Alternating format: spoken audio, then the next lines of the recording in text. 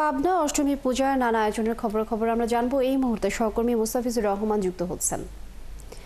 মুস্তাফিজুর রহমান, একটু জানতে চাই অষ্টমী পূজার নানা আয়োজন কেমন আসলে পাবনাতে চলছে এই মুহূর্তে, আপনি কোন মণ্ডপে আছেন, সবকিছু মিলিয়ে আমাদেরকে বিস্তারিত জানাবেন। লিনিয়া, আমি এখন ঠিক পাবনা সদর থেকে প্রায় ২০ কিলোমিটার দূরে শহরতলির হারিবাড়ি আতাইকুলা হারিবাড়ি বাড়ি মন্দির প্রাঙ্গণে আমি মণ্ডপে দাঁড়িয়ে আছি আর কি।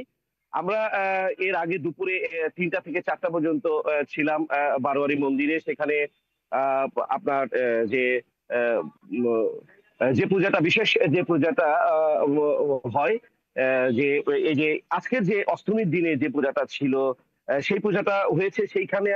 সেইখানে আমরা এই মন্দির প্রাঙ্গণে এখন বিকেল হয়েছে, বিভিন্ন দর্শনার্থী দেখতে আসছে।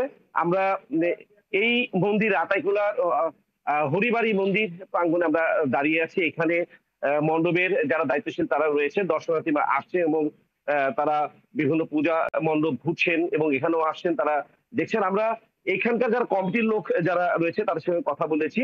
এই শহরতলিতে এই আতাইকুলাতে এই একটি মাত্র মন্দির রয়েছে হরিজন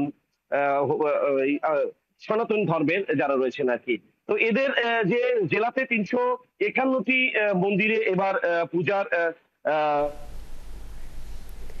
দর্শক, পাবনা থেকে যুক্ত ছিলেন সহকর্মী মুস্তাফিজুর রহমান।